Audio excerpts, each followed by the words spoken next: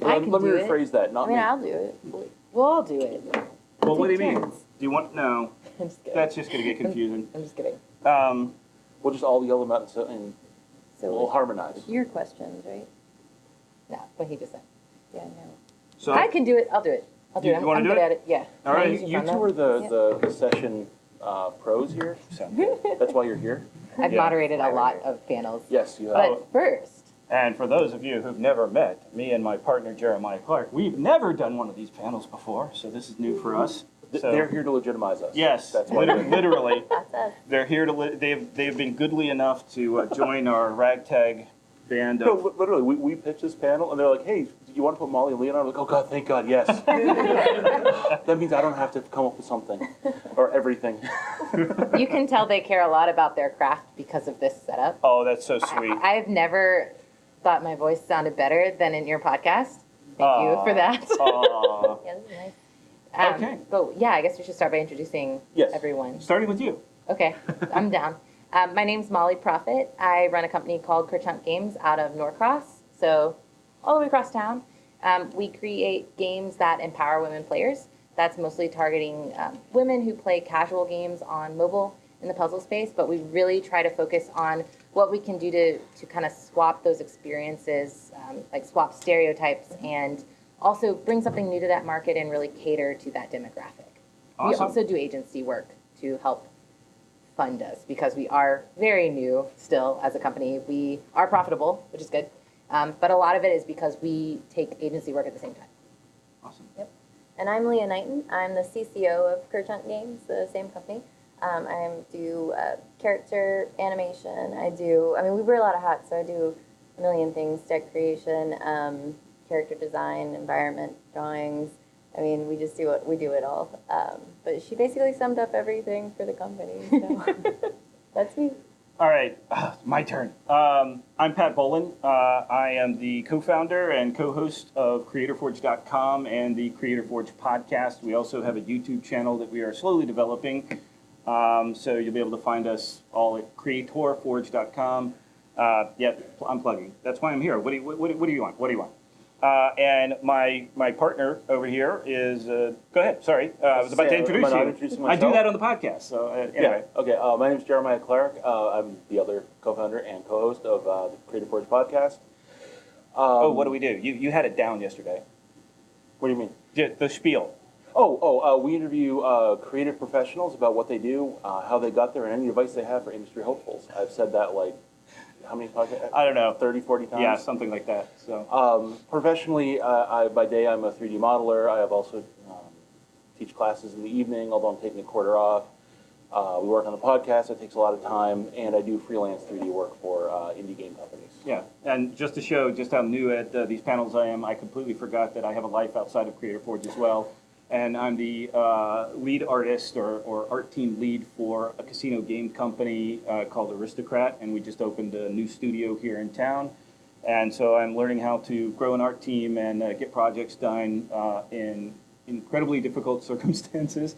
And prior to that, I was a professor for the Art Institute and SCAD as well with 2 sequential art degrees. Did some comics, decided that there were things about that lifestyle that I didn't like, so I intend to retire and do that someday. I still love comics. So that's me. Now, I guess, Yeah. on to Start with the questions. I'm Questions, stealing yeah. Leah's awesome iPhone 10. I just hit the mic, man. That is like The one new thing you're not mistake. supposed Yeah, to. these mics are awesome, but if you tap them, Yeah, I didn't even hear it. oh good. Yeah, awesome. you're great. It's like We wouldn't have known if you hadn't Okay. told us. Now everybody knows. Okay, well, so we have a lot of questions to go over. There's a lot when you talk about not killing each other while not just starting your business, but forever thereon after. There's so many things to consider. And the first one that I wrote down, and I'll definitely skip around to yours as well, was how do you respect each other's boundaries? And this is especially important if you have multiple things, like say you have a full-time job outside of your passion project. If y'all want to answer that first, and then I'll come back to Leah, who may tell me that I don't respect them well enough. We're going to start with Jeremiah on this one, Why, though, really? Why? because you're on that side of the table. Okay. Yeah, well, like I said, our situation is we both have full-time jobs and sometimes more than one part-time job on top of that. I'm sure Pat will mention this, but he's a new father, so that creates a big problem. We also have. I meant as far as creating. Oh, God, I know. See, I I'm know what already you screwing meant. this I up. know what you meant. It's okay. No, really. And we both have spouses. We have to deal with their feelings, and they want to spend time with us occasionally. So there are a lot of boundary issues that we have to deal with. We also record in his home, so his wife's boundaries also come into play, and she's very good about it. I'm not complaining, but yeah, and I completely lost track of where I was going with that. Personal boundaries, and how did we respect them? Oh, well, a lot of that, oh my God. I'm so sorry. Sounds like not at all. Well, no, because I'm thinking there's so many different ways that could be read. Because there's the time boundaries and the fact that, like, the things that, the unfortunate part is, despite having profit in the name of the panel, we're not profitable yet. So the things we do that make us money, that pay our mortgages, do have to come first. And that's one kind of boundary we've had to navigate. There was a period of time where I had been laid off and was out of work, so a lot of my time went to finding a new job, and Pat took the brunt of the work on that for that couple months there. There was then, after the birth of your son, I took the brunt of the work because obviously he had other things on his mind that were a little more important than, lining up our next interview or talking to people for a podcast. As far as personal boundaries go, Yeah. see, that's a much harder question to answer. For the podcast at home, I just got into his personal space a little too much. Yeah, it was really hard. We stepped on each other's toes a lot. We started doing this because we both had a similar idea of what we wanted to do, and we had complementary skill sets. The problem was, like any kind of, who here has started either a partnership or some kind of a group thing that has seemed like amazing at first and then fallen apart within like a week or two? Or I'm sure most people have, right? That's exactly why we thought this might actually be a good topic. Yeah, So, I've done that many times, from school up through now, probably half a dozen times. And it seems like this is going to go all the way, and then a week later, you're trying to kill each other. And we went through that. The thing is, we got through it because, personally, I think it's because I got to a point where I realized that I wasn't going to get my way. What? like I get my way all the time? No. I mean, I'm not going to just be like, no, it's this. It's this and nothing else. No, you have to compromise. We had a lot of long, sometimes fraught conversations. One of them is even recorded. At least one. Where we just kind of went off on each other in the middle of a recording for like 20 minutes. And then we kind of stopped and looked at each other and like, all right, so we keep going with this thing we're talking about. Yeah, cool. Well, okay, it was good because we got it out. And I think that was a key moment because we realized that we're going to have conflict. We are going to have things that, even just in the last couple of weeks, listening to recordings and editing things, we're like, I really wish you'd stop saying that, or it drives me crazy. But then you kind of step back and is it really an issue? Nah, it's fine. Moving on. It's about, like, I think it's about thinking about what your long-term goals are rather than what's happening in the moment. And just how important is this one pet peeve of yours versus the overall goal? Do you want to keep the podcast or the whatever the game that you're creating, the comic book that you're creating, whatever it is, or do you want to hold on to this one little thing that has been bugging you? Or can you get to a point where the two of you can talk it out and say, okay, this thing's bugging me. Why? This actually goes to a question from. I was like, I think we're skipping way down, but that's okay. Yeah. I was more thinking about like, Yeah, do please. you set like these are the hours I'm going to work on this particular Oh, so you're approaching this initiative from the point of view of a professional. We're not professional like this yet. But how many podcasts do you do a month? We're trying to step it up now, but we were only doing one per month for the first 2 years, which is we're just a little over 2 years in, I think. But we were spending a lot of time on planning and a lot of time on the production side of it, and we were doing all of our own editing at first. It's a huge time output, It's a lot bigger than most people think, which is probably why most people don't do a podcast. Because everybody wants to do one, right? Every last one of you in here is like, I can do a podcast. And you can. If you have the time and you have the patience to learn all the crap that it takes to do it, right? Oh, and it's worth noting that even just last week we had a meeting and it was talking about this exactly, like how do we want to change things up and keep things going, because I'm sorry, it just went away. Our time is really, really limited right now, bottom line. I just started a new job, got a new baby at home, all this other stuff. He's been teaching, he's got a house, he's got a wife, he's got a full-time job as well. And we're also trying to keep all of this going. And sometimes we have to stop and ask ourselves, what are our boundaries in terms of long-term? Like, is this worth it to us? Are we still excited enough about it to keep going? Or is it time for us to call it quits? I mean, that's a conversation that you have to have. And I think that does feel like personal boundary stuff. Go into that question, though, because that's more a later. deeper. Yeah. Well, we can actually jump there if you want. I mean, it is really, so I put that as setting expectations and with each other. So in terms of what is your short-term goals, long-term goals, this may be different than for podcasts, obviously, but we were talking about goal setting for like hiring, strategy, revenue milestones, Take it from there. project milestones. Mhm. Yeah, do you want to talk about that? We've already talked How enough. how do we, when we talk to each other about, I know I have a process, and I'm curious how you've adapted to it in terms of, I don't think I've ever made it clear, but I do check, I have it like in my calendar when to check in on, when to check in on cash flow and like show you the accounts. Because like I'm the only one who has access right now to the bank account, which is going to change because if I get hit by a bus, Leah needs to be able to go into the bank and pay herself. Yes. Yeah, Quite frankly, I mean, I would hate that. I generally let you like handle the scheduling for that, and when we go over things, and I think you do a really good job in keeping me in the loop and keeping like everyone that's involved in the loop. So we don't really have too many struggles there. So you try to always stay on top of that, but. I will be really honest. Like if I have an open lead, I'm not gonna be like, yeah, this is gonna land. Like I'll say I don't know. Like maybe they're not serious. I don't consider like a lead that we have serious until I've drafted up the paperwork for them to sign. Yes. Because if I've drafted it, And that usually is after they indicative. sign it. Right. And I'll ask like when I have a lead generation, when doing business calls, if I'm on like the second or third one, that usually means like they're probably gonna convert and be our customer. But I will ask point blank on the call, can I draft up the SOW? Yep. And that I'm gonna step in here for a second. Yeah. And there's something that just really hit me that I feel like we've all jumped ahead a little bit because this is about collaboration. And I think one of the first things that we really should have talked about is why we all decided to collaborate together in the first place. What was the original vision? And then how have we moved forward, and how has it changed from there? And how did you both roll together with that? And I know that's all a huge question, but can you guys just give a little bit of background as to how you knew each other in the first place?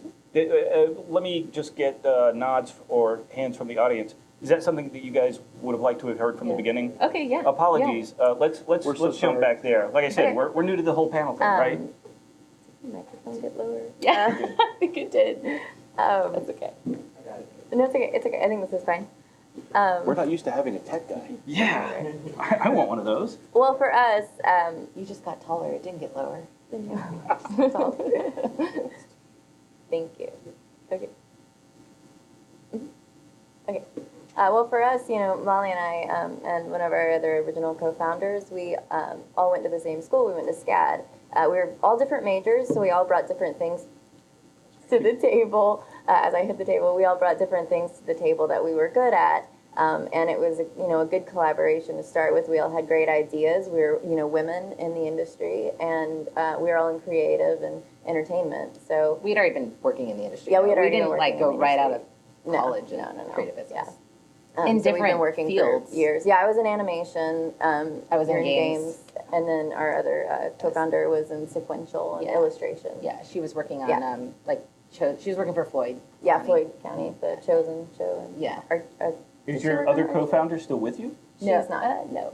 Well, I bought her out. I bought her out. We're still friends. It was- it's all good. Recovery period. Yeah. We're totally fine. Yeah. But we had to go through that process of is, do you want to do this? Yeah.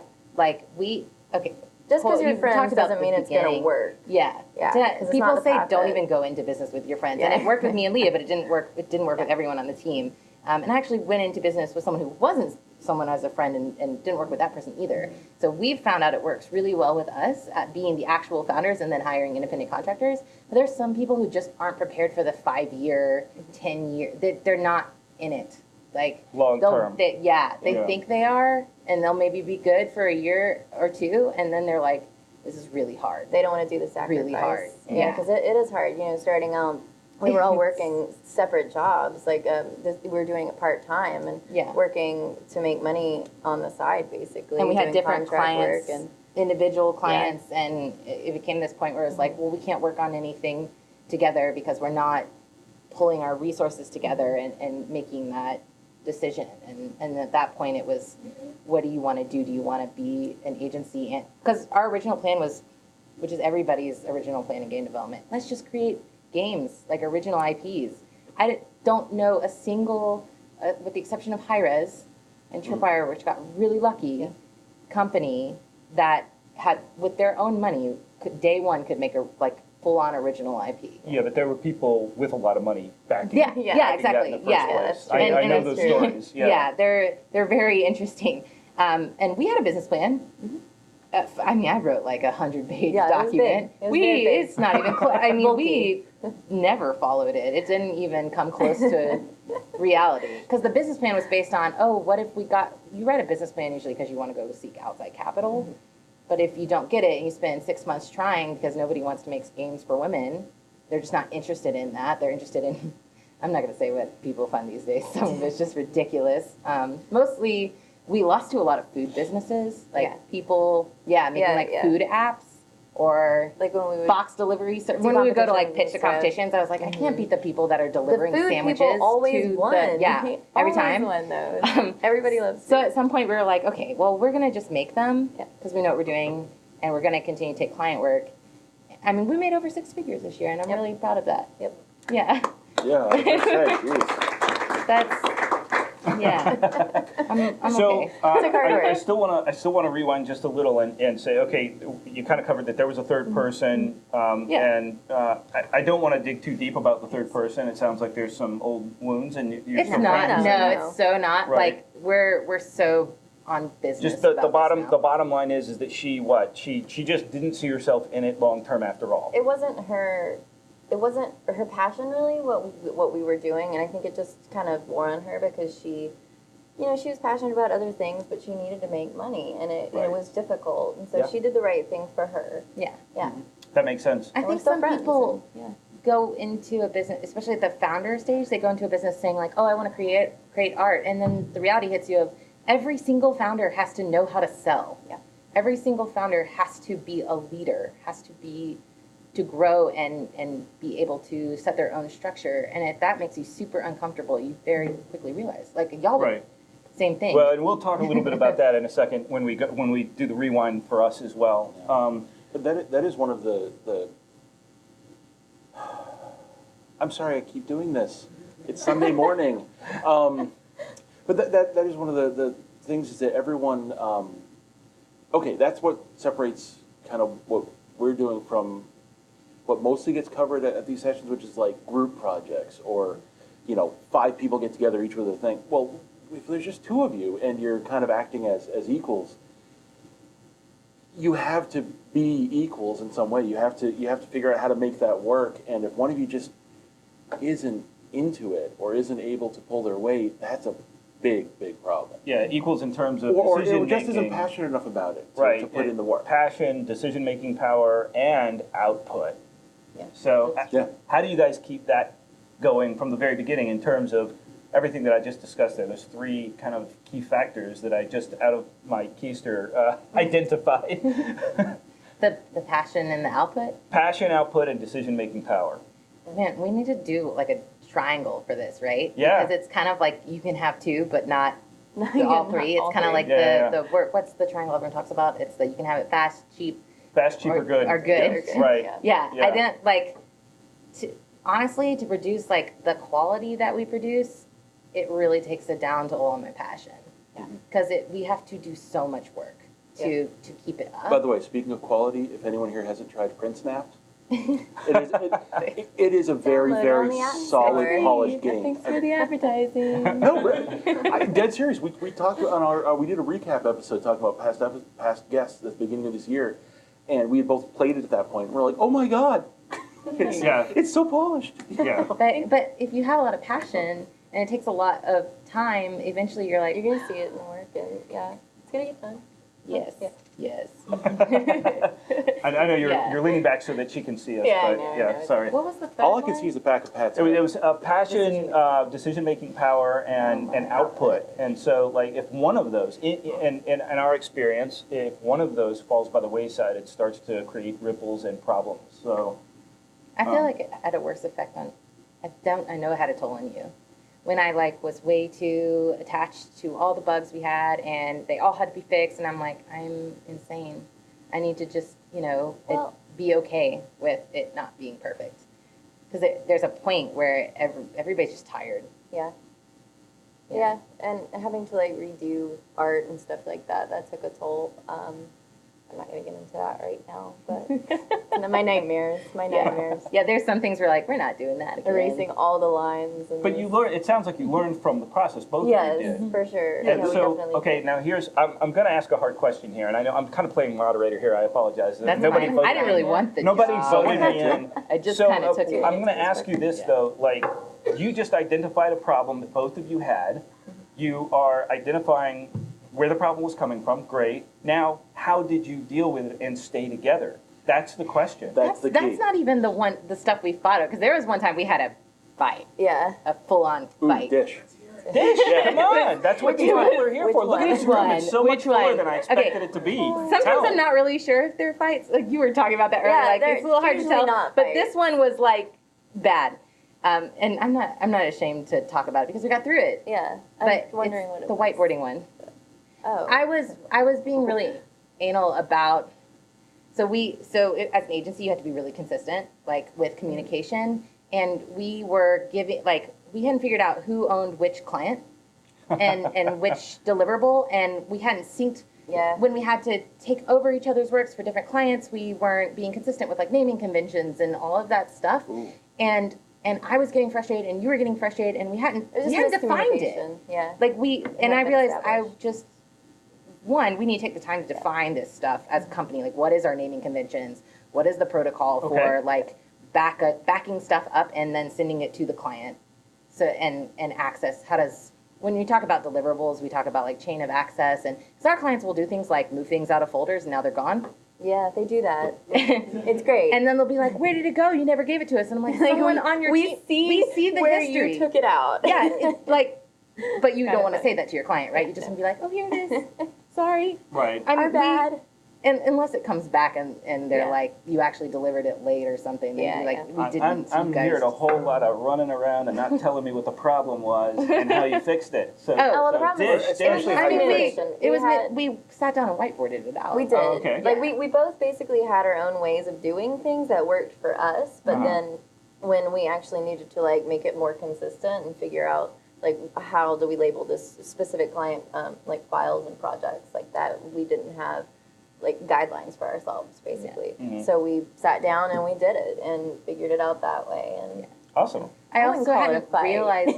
I hadn't realized that was a role that when I worked at Thrust was something that I just did for other people because I was that I was a producer designer, so nothing left the building without me seeing it, and so I would clean up things Right. as part of my job. I didn't realize we needed that for our own company. Everybody needs that. Everybody needs that. Somebody Yeah. has to be you have to decide. It can be both of you. Yeah. But for which client is Yeah. going to be that official point of contact, official approval pass, Yeah. consistency check. Interesting. And Interesting. it's things you learn as you go. I mean, there's a million things that are similar to this that you just learn as you grow, your company and as you work with your team. So Okay. So Was that too hard to talk about? I'm not No. really sure. I'm still like, So she does this. It wasn't a fight, and it's not hard to talk about. We're all good. Just to point out, this kind of communication where you're like, is that a problem? That's what you need. important. You need to That's- be willing yeah. to, well, actually, here's the thing. You need to be willing to be vulnerable and to be sensitive to the other person's vulnerability. And every time I say something like that, he does something awkward. But it's true. And part of it is you just have to let go of some of that pride of, no, I'm right or whatever. And so I don't know, maybe there's a bit of a thing here where, God, I don't want to traipse into stereotypes too much, but I think culturally, women are probably more open about that stuff. So I imagine you might have had an easier time.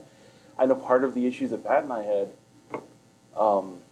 we just kind of like guy it out, and it's like, I'm gonna fight. I'm gonna be alpha, and I mean, not that either of us, well, you more than me, but when I really care about something, Oh yeah, you will basically go to the mat about it for sure. So I guess what I'm saying is just we had to learn to trust each other enough to actually have those conversations and not be like, Yeah, so hurt by let's jump back and let's do the same thing that they just did and kind of talk about the inception. Is that okay with you guys? Yeah. I'm going to take this one for a minute if that's okay. All right, I'll just sit back and. Did you see that look? I've had to get used to that look. That's one of the things. All right. That was very important. So when we first started out, we were working together, and it was me, him, and one other person originally as well. And we were having these just fantastic conversations about art, about pipeline, whether it be storytelling or especially games, because we were working in the game industry. And we kept saying to ourselves, you know what, this is great stuff that either we'd like to record or at first, and even now, our long-term goal is definitely to put out video tutorials and stuff about there's still as much content as there is out there. There's still gaps in what is being taught in terms of skills, especially because the technology is constantly changing for the creation of especially game art, but game, film, not so much comics, but even that is changing. And so there's always gaps. And so that was our original thought. It's taken us a long time to get there because that's a larger goal. But we added a podcast actually. And so we got to talking about this stuff and we said, okay, well, how's anybody going to pay attention to us? We're still trying to figure that part out. Although we know that people are consistently listening to us and we do get quite a bit of feedback over time, not all at one time. We're not hitting the giant numbers like a lot of podcasts are. But we only put one thing out per month. So we're trying to improve that as well. But anyway, in the beginning, it was, how are we going to be a thing? And I said to him, I said, listen, I'll tell you what somebody told me at one point.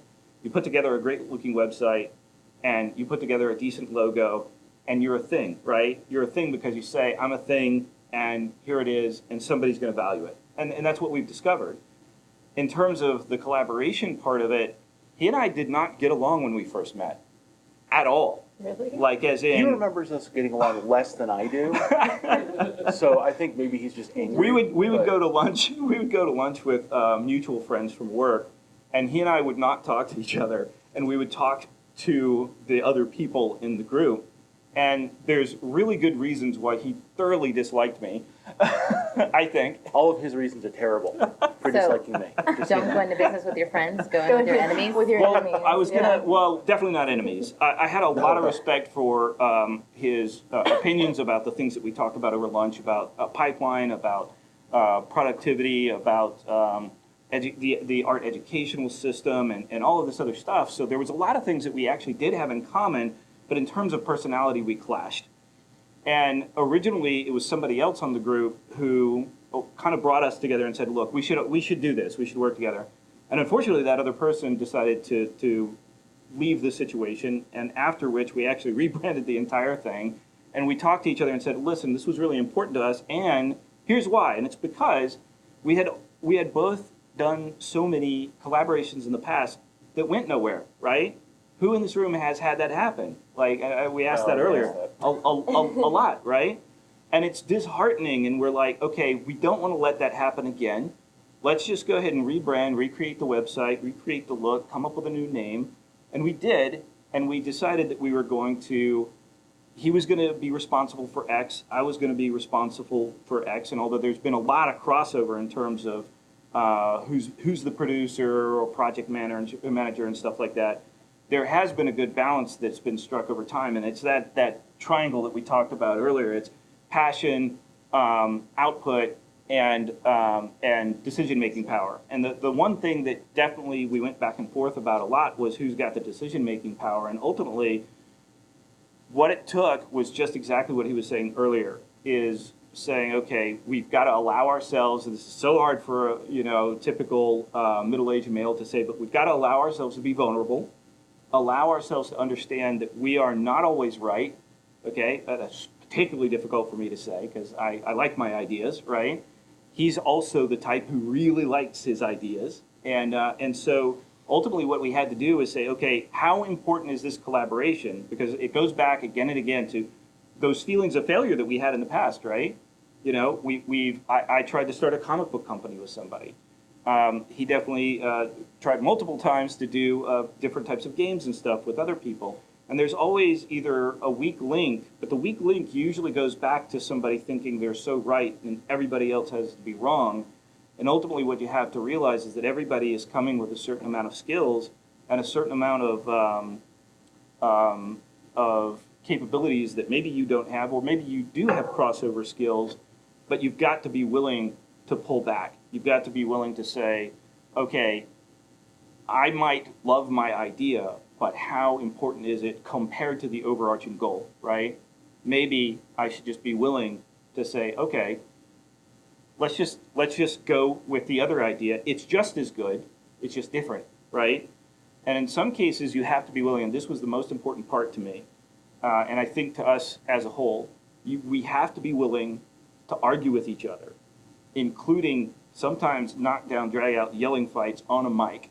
Sometimes in front of guests, which was very rare. We tried really hard not to be unprofessional in front of guests.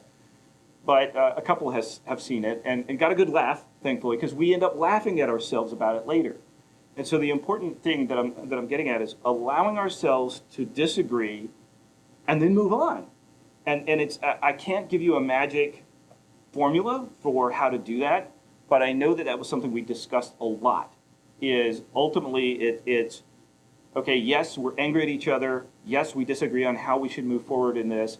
Maybe we put a pin in it, move forward with something else instead, and then come back to it later when we've cooled off. Oh man, I hate Put a pin in it? No, tell me about that. I hate the whole can we take this offline? Or no, Yeah. I don't think that that's what you were doing at all. No. I know that that's not what you meant, but it was definitely like a trigger I see word for me. what you're saying. If you're in like a business meeting and someone brings up something, and because someone else doesn't want to talk about it, they'll say, let's take it offline, and then they'll never talk about it ever again. For us, it was definitely, we just could not come to an agreement at that time. Mm-hmm. But that's the difference, again, between a meeting with multiple people and this panel was really about a collaboration between a couple of equals. And that's why we actually specifically wanted it to be 2 partners, not 3, not 4, because there was something about that. I think some of the principles that we're talking about here can definitely be applied to larger groups. But for us, it was definitely about, okay, we had to decide that we were definitely equals in this. Even though the original vision was mine, but I think your vision has shaped the overall direction so much that it's definitely ours at this point. A lot of my early contribution was going, that's a great idea, but this one part of it stinks. or actually, no. Yeah. Well, actually, no. The real story is that without getting into too many details, Pat had a very ambitious project in mind for a series of videos. A BHAG. What is that big? Big, hairy, audacious goal. Yeah. Okay, yeah. Okay, I always forget. But he had this thing in mind, and he's like, yeah, we can do this. We'll just do this and this and this, and it'll be great. We haven't done it yet. And a lot of my early jobs go no, we can do this piece. The other 98% of that is going to have to wait until we get more stuff figured out. And that's some of the the early project disagreements. manager in him. He's definitely more. Yeah, at the time Yeah, I at was the an time. assistant producer, so a lot of my job was looking at things and going like, this scope is ridiculous. We need Yeah. at least another month on this project, or it's just not going to happen, or the quality's going to suffer. We won't And fulfill it. allowing We have someone faces to. for each other for that. What's that? We have faces for each other for that, where we get like the big dreamer face, and I'll see this look on her face like you're going, you know that's like completely a pipe dream, right? And she has one too. She'll be like, wouldn't it be great if we could do this thing? And I'm like, you're obviously we can't do that thing. Like we just can't. Okay, but how do you guys take it? This is again going back We're to this is about realistic. the lab- dreamer box. How, We let right. ourselves get excited Yeah. for a couple minutes, and then Yeah. we actually look at it and talk about the reality of the situation. Yeah. Right. Yeah. Okay. Yeah. We don't kill all dreams, No. right, when we think I was about to say, But- this is sounding really, Well, it's like really. I know. It's like our the thing- puppets. That was an Yeah. idea that we had. We're Yeah. releasing assets to the Unity store. They're like little puppet animations. You can customize them. They have They animations. look like Scribblenauts characters. Yeah, they've got but like without big heads and- copying Scribblenauts yeah, they're characters. not copying at all. Yeah. But yeah, they're really cute, Different style. and they will be going up on the Unity Asset Store. Yeah. Eventually, as soon as it gets approved. Yeah, by we the Unity realized Asset Store. we realized we didn't have like enough art in our like agency work Mhm. because a lot of the artwork that we had done as agency work we couldn't show. Mhm, So we right. wanted to create something that was not an original IP to show that, but more tool like Yep. in the Unity engine, like for the Unity engine for Unity developers because this is something that I think a lot of people in this room actually won't have to deal with. People think we are just artists and have no technical background, and I'm like, how do you think we build games? Seriously, I mean, we do work with programmers, obviously, because I can't be full-time CEO, programmer, analytics, data, Right, but you bookkeeping definitely have that person. technical capability. I can't write in C#, but I can read it. Oh, okay. And so I can like get deliverables from people and understand it, and I have coded before, but I just am at capacity, Right. and the technology keeps changing Yes. since I've been working in games now. They can constantly have to be. Yeah, on I ball. do write like our like all our queries for analytics and stuff like that, and do a lot of web dev. I sell a lot of web dev, Mhm. so if I'm doing that, I just can't do both. But yeah, I'm tired of trying to convince people that we know what the fuck we're doing. Quite frankly. So yeah, we were But like, well, tangent. let's do both, art and Yeah. and so Right. that was a pipe dream that became a reality. Yeah, we got it. Once done. we got it down to the right scope. Yep. Nice. Yeah. Well, part We're of, part of the gonna key scale it is down. you don't let go of those dreams. That plan is still there. Yeah. It's just going to be Longer term. couple years down the line. Yeah.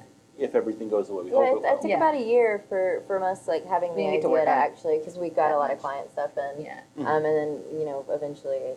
When there it just was- happens. So what you're over saying time. is you're too busy being successful and profitable. Yeah. Yeah. Well, the thing is though, like I had to be okay with like, okay, this month we're not going to make $20,000 in revenue. This month Leah's just going to get paid to work on that. Yeah, it's internal. And also I had to projects. be okay with being like, dang it, Leah gets to work on the fun stuff. It was for a fun. month. Yeah. it Yeah. was. There, All that's really the hard part is like Make we'll get websites. jealous of each other's like work, and they'll be like, I can do that for you, and I'm like, no, you can't. Right now, I'm writing a million This is mine. tons. Even though I know she can, is like perfectly capable. Yeah. It just is I don't want to give up my fun work. We all like fair. our own ideas, right? Yeah. Yeah. So I just want to finish out the thought from earlier, and I know I was kind of going on, but it's really important to me anyway, is getting back to allowing yourself to kind of argue with each other productively, right? And one of the things that I wanted to bring up is how important it is to look internally when you're in the middle of a conflict rather than externally for the problem. And so what I mean by that is so often in the beginning when we had a disagreement that got heated, or any disagreement at all, of course, because you like your own ideas, it was what's wrong with you, right? Is the first thought that goes through my head. How can you not see how wonderful this idea is? And ultimately, in order to both grow as a person, which was really important, and grow as collaborators, I had to switch that. And that was really more on my side than his, but I think it went both ways. And I think we both came to this conclusion that when there's a disagreement, the first thing I think now, and always, is this is an opportunity. What is he seeing that I'm not seeing, right? And that may sound really touchy-feely, but it's like I said about allowing yourself to be vulnerable. I think it's a good way to look at My it. turn That's, to- yeah, that's really Much healthy. better than what is wrong with you. Right. Yeah. And I think that if you go in with that, but here's the important part: if both of us hadn't grown in that direction, we wouldn't still be doing this, right?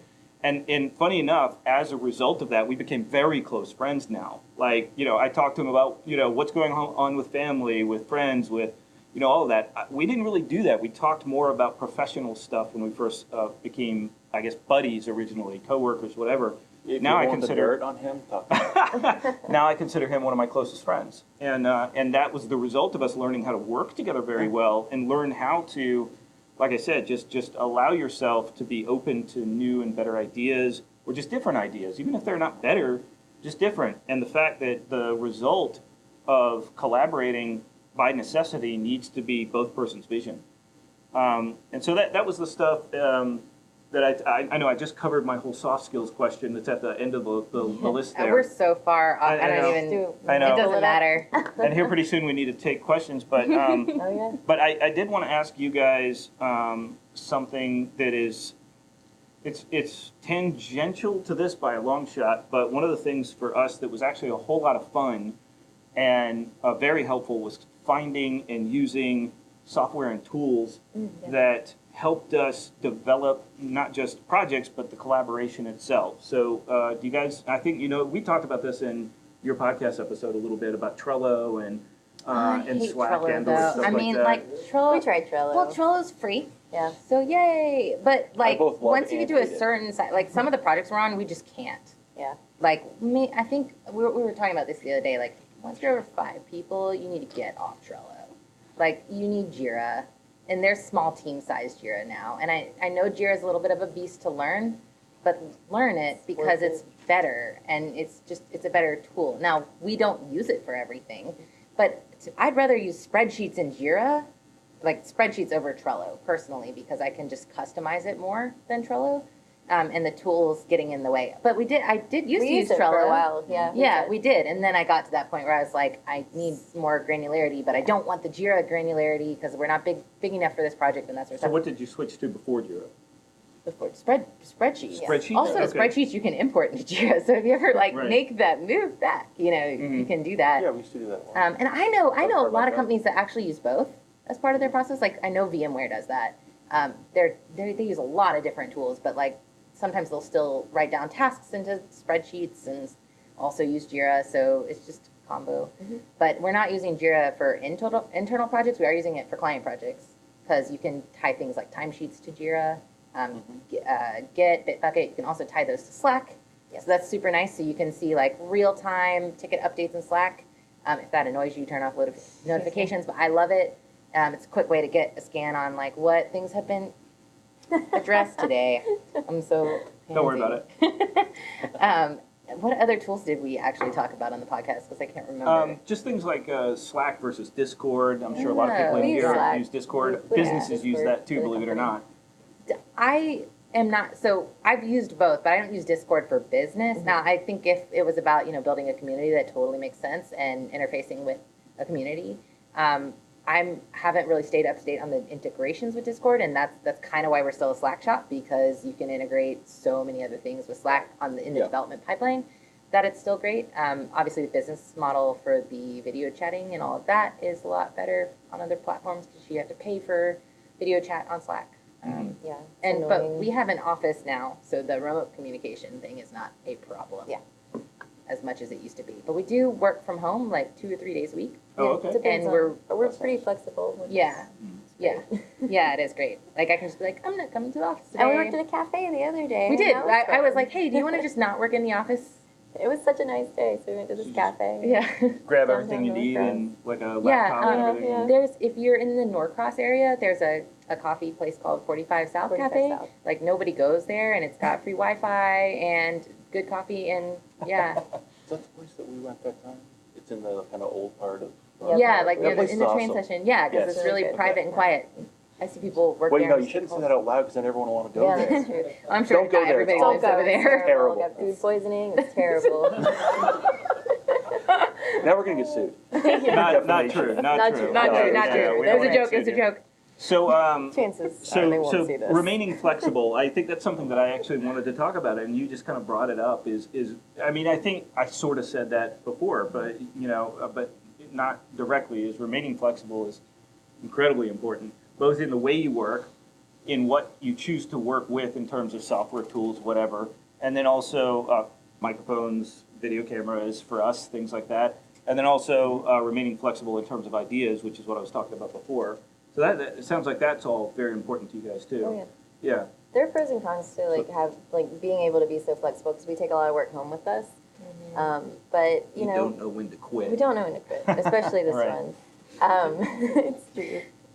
In my and we- defense, last night when I opened up my laptop and everybody else was asleep, it was because of this panel. Yeah, I'm not sure why you did that, but Yeah. how much sleep did you get? No, I'm not telling you about it. And, well, hey, look, I even though we're did not the same. asking your questions, each and every one at a time, we certainly, I don't think it was we good did. food for thought for Yeah, this for discussion, sure. I think. Yeah, I did stay up. I woke up to a long email thread between Pat and Molly. I'm like, Yeah. oh, God. But yeah, it's nice having flexible schedule. I think it's kind of freeing. I mean, we still have to, get things done, get deadlines done. But if we want to work from home one day, or if we have a doctor's appointment, it makes it really easy. Speaking of that email thread and tools, Boomerang. You should Yeah, totally get Boomerang Boomerang. is great. Because What it is that? makes it I don't look remember like that. that you sent that email at 8 a.m. Well, we have a But you may client have sent that it at 2. Well, we have a client that is in the UK. Yeah, it's also And so Boomerang is great for that. It basically you can schedule when you want to send out emails in Gmail, and you can set it for the next morning. Yeah. So if I'm working Oh. on something late into the day, I don't want to send it to the clients in London that night because it might get lost. So I send it early in the morning when they Nice. start work. Yeah. That's And so that way smart. we can get really tight feedback. approvals. Yeah, that way we can get feedback really soon, sooner rather than later. Because That's if useful. I sent it Yeah. at 10 in the morning on our time, chances are they're not going to get They to wouldn't it. see it. Yeah. Yeah, I always have to kind of stop myself when I'm thinking about writing an email in the middle of the night to people who are in different time zones for my day job as well, and it's the same reason. Get Boomerang. So- Boomerang is good. So that you can get that off your plate. So you can get that email off your plate, Right. but still get it to the person in a Yeah. time that makes sense so that they see it in the top of their inbox. So we're running down the clock at this point. What else have you got before we kind of answer the same Oh, good. question? Do you want to go back over? There you go. I What were you think, gonna answer that question? let's see. I was going to ask we didn't even talk about actual business structure setup Oh, at all. right. And I wasn't sure if y'all had actually filed yet, or Yeah. are you We sole are an proprietor LLC, as an and LLC? the reason is because we wanted to be able to start actually having contracts and kind of moving money between us and people who are working for us and or with us. Business accounts. So did Business you- accounts, that sort of thing. We wanted to separate ourselves from the business in terms of liability, and it's really not that expensive to create an LLC. No. Do you have an operating agreement though? Yes. Talk to the. I don't know, the group. like- What the heck You is know an far operating? more about it than we do. I want to be respectful of that because operating agreements are not normally something that people make public. Right. That's very private stuff, like your cap table, typically speaking, Mm-hmm. and also how you handle decision Who's making, responsible for yeah, what? yeah. Yeah, that's actually an important thing. 'cause So that- only if you're comfortable. Well, I mean, we don't have to get any details, but we actually hired a lawyer to help with it. And we had a lot of long, detailed, sometimes fraught conversations about, like all of the equipment we use, all of this is Pat's, not mine. Mhm. And at the time, he had more money to put into starting things up than I did. Right. And So he owns more of the business. how is that? I mean, no. No, but we had to work that out. We had to work it out because neither one of us, and I mean that, neither one of us wanted to own more of the business, because that goes back into the fact that we wanted it to be a collaboration of equals. And that includes me. I didn't want to feel like I should even have the right to say my work goes. And so what we ended up deciding was that I just keep ownership of all of this stuff. And if I ever want to bail, I bail with my stuff, right? But ultimately, no, it's not about that. Ultimately, if and when we start making a profit, then eventually Creative Forge will purchase at a very reasonable rate all of this equipment from me. But in the meantime, it's mine. So what we've basically And- done yeah. is pushed Yeah. everything back to that future day when we make money. Then things go a certain way until it evens out. Yeah. Is basically the way it goes. Are you ever planning on taking investment? Yes, if we can put together a product that someone would want to invest in. Oh, but you would handle that separate from the LLC? I'm not even sure what the heck you're asking, Well, so you're gonna have to educate us. typically it's like a So- big no-no to do a 50-50 split. Oh, right. We talked And about this investors before. actually will Yeah. look at that as like a huge red flag. And also it's bad because if an investor comes in and they come in a certain percentage, the one thing y'all don't agree on, that investor just has to say, Right. I agree with Pat. Right. Yeah, and we actually did consider that because you had already warned us about that. Yeah. And, I screwed it up. I had to redo an operating agreement. Right. It was several $1,000s. Yeah. Well, we do intend to revisit that question at a later date, I think, but think right we have now some it's not temporary stuff in there 100% now, relevant to but- us. And in the meantime, in terms of who's put what money in, we're pretty much equal at this point, other than the gear, which I'm taking a really nice depreciation on every year, so I'm getting a tax break as a result anyway. And I get everything I buy, which hasn't been anything lately because I have a baby at home. Everything I buy, of course, I write off. And that goes under my DBA, which is doing business as, which is just Bollin Creative, which is a completely separate entity in terms of tax purposes. So we did create an LLC with what's called pass-through taxes, which means that the taxes for the company literally pass through our personal taxes. But again, for me, because I already have the DBA as Bollin Creative, that's still sort of a separate entity, although legally speaking, if somebody wanted to sue me for something for Bollin Creative, they could, because it's not an LLC unto itself, right? I don't know if you guys, is this the kind of stuff you guys wanted to talk about or hear? This is more Okay. business. More business We're stuff. getting, and we're kind of down to the wire here. I did want to mention just real quick, the same question from our side as far as like the stuff we use, because that was kind of a fun, important thing for us, if you guys don't mind me backtracking. Do you mind if I? Go for it. You've talked a lot. Yeah, well, that's because you were having Well- trouble in the beginning. Well, yeah, okay, right. And I'm Oh probably. God, they're gonna get into a screaming No, I'm match gonna- on this podcast. This is how it works. This is how it happened. We joked about that earlier, that we should just say that we take it out back. That's how we, Yeah. which has not happened in the slightest. Well, okay. The short version to the tools we use question is we tried a lot of them early on. I'm kind of I'm one of those people who will sign up for and play with productivity tools on my spare time. There's something wrong with me, but I was also a producer at the time, so it was kind of like in my head. So we signed up for a lot of things, and I guess the takeaway is that we ended up going to the simplest things we could find because everything else became its own task.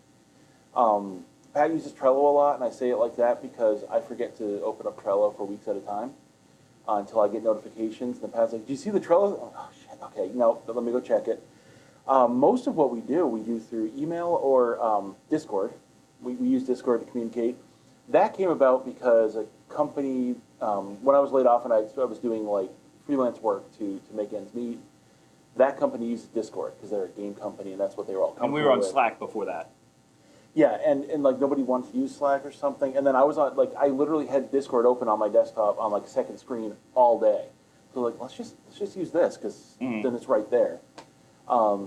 It's very similar to Slack as far as functionality, although like all the integrations and tie-ins are definitely much more, much deeper and more business oriented in Slack. But yeah, we do that, and then we use a program or a site called Quip that is kind of a collaborative document site, and so almost all of our stuff ends up in there somewhere. All of our notes for the interviews we did this weekend, or notes for the panel are in there. Yeah, and it's similar to something like Google Docs, where It's- you can see edits right away, you can Yeah. collaborate, you can see who opened things, who didn't. It's just we find the interface a lot cleaner. I've got to say easier this, navigate. it's so incredible to me that literally one of us can be on the laptop typing a quick document, and then literally the other person has their phone open watching it being typed. It's that instantaneous. So it's a really good way to share these documents back and forth. And then it's got some Scrum capability, doesn't it? Although we haven't used that. A little bit. It's a little clunky, but they keep adding features to it. You can do spreadsheets and tables, and Gotcha. actually you can do slideshows. I think, and I haven't used that yet. So We basically just use it because it's an easy way. We can get to there's an iPhone app, there's an Android app, there's a website that you can get to it from anything. And I think the real key is just find something you all enjoy using that doesn't become its own burden. Because a lot of I was trying out far more complicated, Scrum-based things or programs or methods, and it's almost like we would have needed somebody whose job was to manage that, and that was really getting in the way of us actually Yeah. getting anything Yeah, we had to done, kind of make so. some decisions about like what exactly we wanted to be putting our time into, managing the project or making the project, you know? Oh, and a few very things that are specific to what we do, because we do video and audio stuff. There's this frame.io that's really good for collaborative. That's what we use for audio. We use that for audio, even though it was originally designed for video. With Yeah. video. Basically, you can post a video or audio file up there, and you can go and you can comment, and the comments are time-stamped, so you can say, oh, at 5 minutes and 32 seconds, there's a cough that's really distracting, because we edit that out. And we share that account with the guy who does the editing for us, the audio editing. Yeah. So he'll post a new one, email us, we'll go check it out, he'll take those comments, do the next round, and it sped up the process exponentially. And then we were going to use that for video, but there you have to pay for it, and it's really expensive. So we actually have another one called .io. Whipster.io. So if you're using any audio or video stuff, Whipster does basically the same thing. It doesn't support audio-only files, or we would just use that. But they're much more reasonable price-wise than Frame.io. Whipster.io is incredible, because, I mean, you can literally click, like if you have a video, you can click on a spot in the video and like circle it and be like, okay, this is wrong, can we do something about it? Right. And you can do it in real time, and you can have it set up to send you notifications. The point of all this is we're trying to remove friction from the process. Right. Because if there's only two of us, we have day jobs, we have lives, anything that makes us want to have to stop and like go through a process of some kind, we're trying to cut all that out as much as possible. Right. Same thing with our studio at my home. I ended up putting lighting together, cameras, things like that, so that it's, and kind of carved out a space in my home where it's set up at all times, to an extent at least, where when we have a guest of either the video show on YouTube and or podcast, which are kind of the same thing, then we just arrive and it's already set up, right? We have to test the equipment real quick, that's it, right? Removing friction is really important. I did want to mention Dropbox, even though everybody just thinks, I think the reason he skipped it is because Dropbox is so ubiquitous at this point, but it doesn't have any version control, which is an important thing to It does, note. but it's not very robust. It's not very robust, but it's just the best that we felt like we could afford, and it's easy to use. So again, in terms of collaboration, we've agreed that his purview is kind of the website and certain folders that I never touch, period, right? And then there's folders that he never touches, and then there's folders that we both work in, and we communicate very carefully with each other about who's doing what.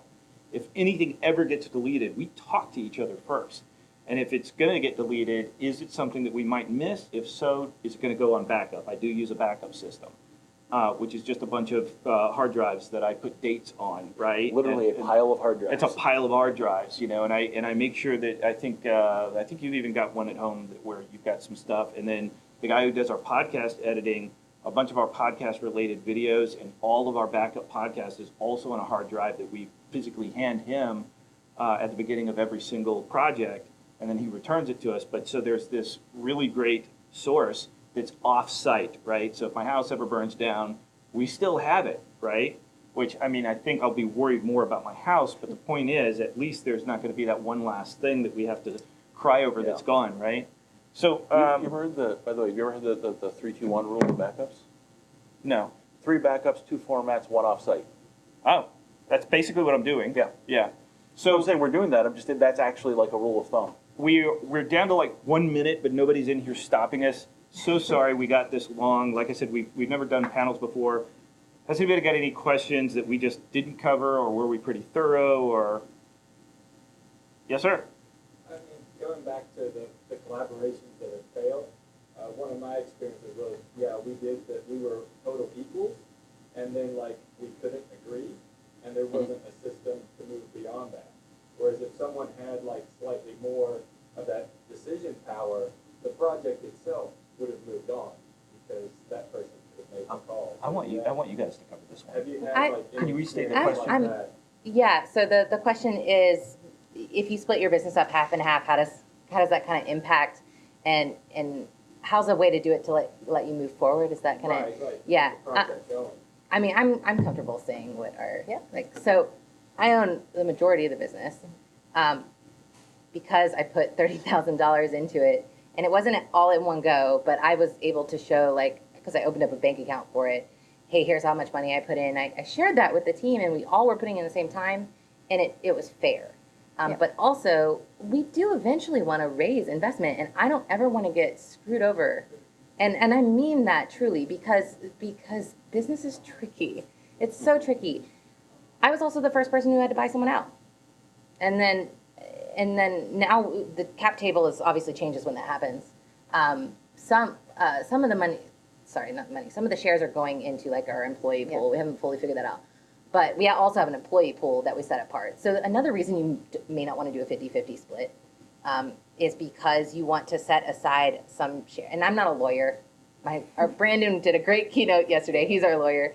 You may not want to do a 50-50 split because you want to have a plan for the future, like some profit sharing model potentially based on the shares in the company. There's so many ways to do it. We do have deals that we've gone in with other developers that are set up that way, and that's different and equally risky. So I'm not saying there isn't a yes or no. I've also been advised I shouldn't have done that, but I did it. To your point, Right. because but also just because I own this much in the company, it's not because we don't use that to make our decisions. Honestly, I have a lot of respect for what Leah does, and for the most part, I don't think we've ever come into a conflict about that. Like been on Specific that decisions. Yeah. No. The only when we had struggles as a company, it was usually due to work deliverables not being met because people's priorities changed in their life and they didn't want to run a business anymore. It didn't have anything to do with whether we could agree on some business decision. Yeah, I feel that's like. true. We never Yeah. really struggled there. So who owns how many shares hasn't really come to pass in that way. Now I will say it does mean I have to sign most of the paperwork, but you I'm can fine with that. like pretty much every contract comes through me, and she gets to see it because I think it has value obviously for her to see it and to weigh in and learn if I die and things like that. And also I'm going to put her on the business bank account, which I didn't do at first because I didn't realize I could because I was a new business owner. Yeah. You learn. But yeah, like things like that are really good for future proofing because even if, so just a horror story of like a friend, for example, his partner had a stroke and forgot all his passwords, forgot access to everything, had to get completely new devices. That's never coming back. You add people to your LastPass from your company, add your founders to everything, make sure they have access to everything, including the bank accounts, because So it doesn't close out forever. like if you get put in the hospital for a month, Yeah. the business has to still keep running. Yeah. Our livelihood depends on the business. Yeah.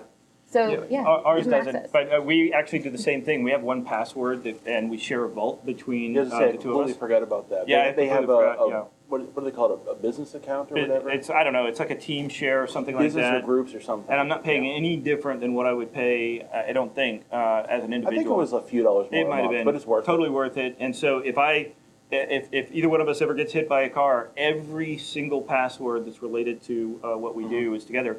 Now, for us, we haven't had a situation where the 50-50 thing was a problem in terms of decision making. And it all goes back to what we were saying earlier about being open to each other's ideas. And I don't know, maybe part of that answer really should, and this is so hard for me to say this because if I had to go back in time and ask myself whether or not I would have judged him to be this person, then I would say no.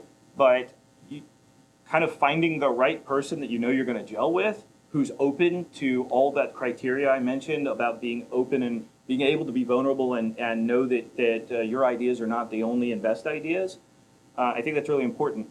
That said, we don't have the kind of money online that they do, but we do have a lot of money online. There's a lot of investment, both in terms of time and in terms of actual dollars that we put into it, totally aside from the equipment that I've purchased.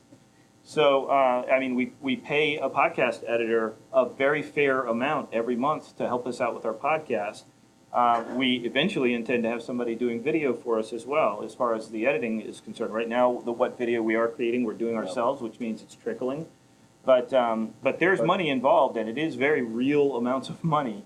But by the way, I mentioned that I still do, I have kind of a freelance thing going on ongoing basis with an indie company. Literally, the money I make from them goes into my account for Creator Forge. Mm-hmm.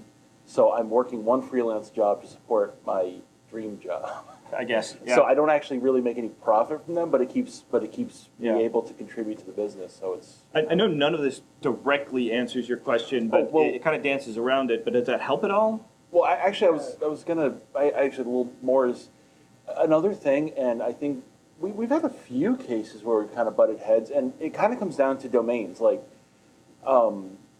questions on like the website stuff, because I built the website and I maintain it. I kind of get the last say in that. Yeah, I stay Because I'm the one who has to make it. I'm the one who has to do it. If it comes to like right now the video editing, Pat does all the video editing at the moment.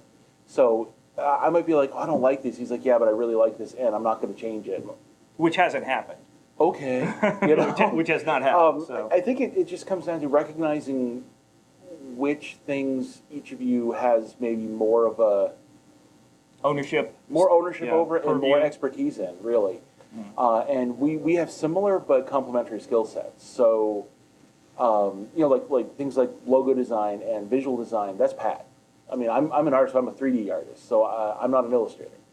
Pat did the logo, I had a lot of feedback into it and stuff, but that's ultimately his work, and, he'd make tweaks and I'd just be like, okay, because... And again, all of this depends trust upon him. each other understanding that, though. And you've got to talk this stuff through, and sometimes you don't know what to talk through until the problem arrives. And so that again goes back to the willingness to be able to talk to each other. And again, if I went back in time and asked myself that question about this guy, I would have said there's no way he and I are ever going to get to that point. You keep bringing that up. But because it's true, and I think it's an important part of what happened with our collaboration.